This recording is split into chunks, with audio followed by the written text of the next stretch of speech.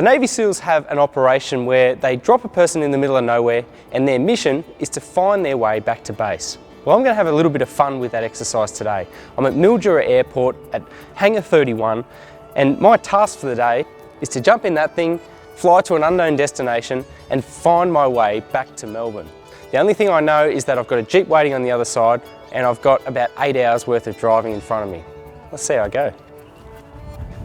As you might tell, this isn't your average road test. I've been asked to go bush by Drive editor Andrew McLean, finding my way back home without any form of technological assistance. But before the day begins, let's backtrack a little. Our journey actually starts the previous day with a flight from Sydney to Mildura. From this point, all I'm told is that I need to front back at Mildura Airport at 6 a.m. the following morning for a mystery charter flight. Taking one last look at my watch before the blindfold goes on, the time reads 6:35 a.m. The journey takes about 25 minutes in what feels to be an easterly direction.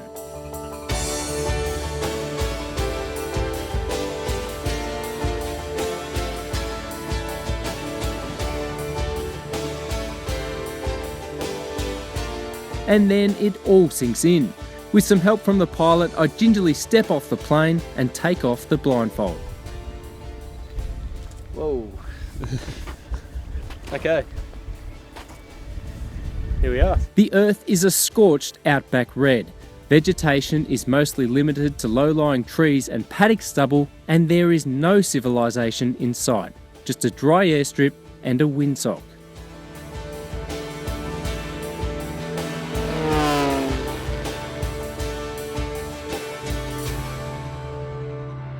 And this is where the real adventure begins. My schoolboy maths tells me that we've flown about 100 kilometres east from Mildura.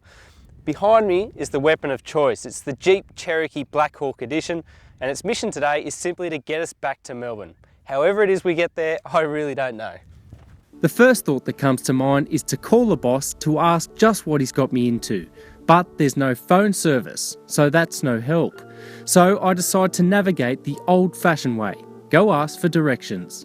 Okay, that's probably the first clue and the first decision I've got to make, left or right. I guess I'll, I don't know. We eventually discover a national park office revealing we're at Lake Mungo, a 110,000 hectare national park located in far southwest New South Wales. The site is steeped in archaeological history, most famously for remains found in the late 60s and early 70s, widely considered to be the oldest in modern human history. Now you take a look around and the landscape itself is really arid. But it's hard to imagine 60,000 years ago this place would have been teeming with water and all sorts of different wildlife. But as the world's changed, this has turned into a really dry and desolate sort of environment. Nothing like what it used to be, but even so it's a really beautiful place, and we are in a bit of a rush to get home, but you can't not stop and just take time out just to look at this place. It's really interesting, even just to learn about the Aboriginal culture here, even something as simple as time. They used to use the stars and the different wildlife to measure different times of the year. We do things very differently now, but it's cool to appreciate that sort of stuff while you're out here. After some brief sightseeing and a few run-ins with the local wildlife that dominate these parts, we find our way onto a dirt track that looks to be roughly in the right direction to Melbourne, when we're dealt another major issue. So we're now about an hour into our trip south.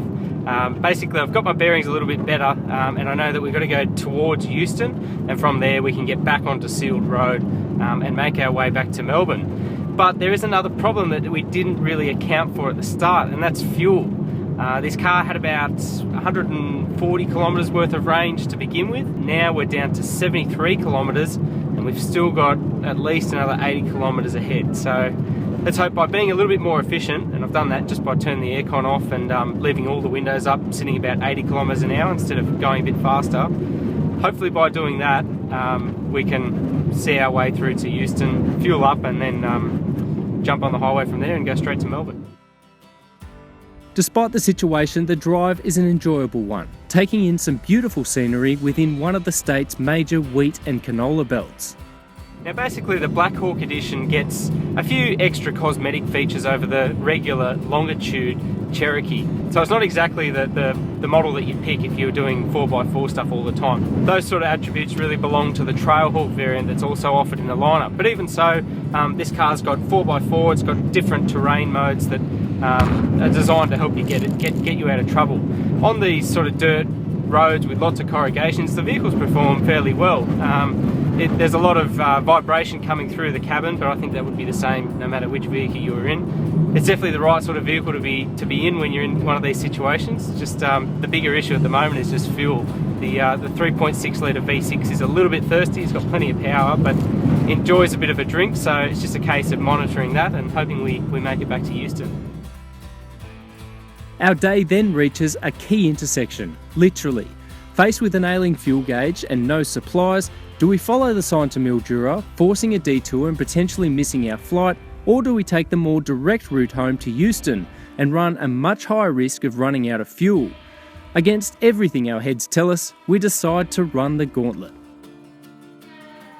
So we're making progress. We've finally hit the bitumen again and we're edging closer ever so slowly to Euston. But on the fuel watch, it's not looking great. We're still not quite sure whether we're going to make it in. Basically the fuel range meter went from a numerical thing where it told us how many kilometres we had to empty, and then it got to 50 kilometres till empty and just went to low, just a default sort of setting, which is pretty ironic because if anything that's really the sort of situation where you want to know exactly how many kilometres you've got to empty. So from that point on I looked at the odometer to see how many we had left, and we're sort of tracking all right. We're 50-50 on whether we get into Euston or not. I just hope that the trip meter itself is a little bit pessimistic and that we do get there with a bit of fuel to spare. The gamble eventually pays off. We limp into Euston for a refuel and for our next set of directions. With our fuel issue now solved, we can pretty much just make easy progress down towards Melbourne. Stopped in at a couple of corner stores and asked for directions. I still don't want to do anything with the phone or nav or whatever else, so doing it the old school way. And yeah, we're making our way down now through to Swan Hill and then from there to Bendigo and back through to Melbourne. So slowly getting there. But I guess this sort of driving really illustrates just how multi-dimensional the SUV has become. I mean, so many people buy these sort of vehicles and use them for the school runs and that's about it. But you sort of forget that with something even like the Jeep that we're driving, you have got the ability to go anywhere and do anything, but you just sometimes forget that. After hours of highway driving, we arrive at Melbourne Airport just on sunset, and it feels terrific. The Jeep is fully intact and we learn that we can get a slightly later flight back to Sydney. Wow, 700 kilometres later and we've now arrived at our final destination here at Melbourne Airport. You know what? We did it without maps, without phones, just word of mouth and just a little bit of common sense. It's been a fantastic day. We've had a little bit of everything really, from crazy dirt roads, wild animals, to even that small issue of running out of fuel. We got unlost and we've had a great time doing so.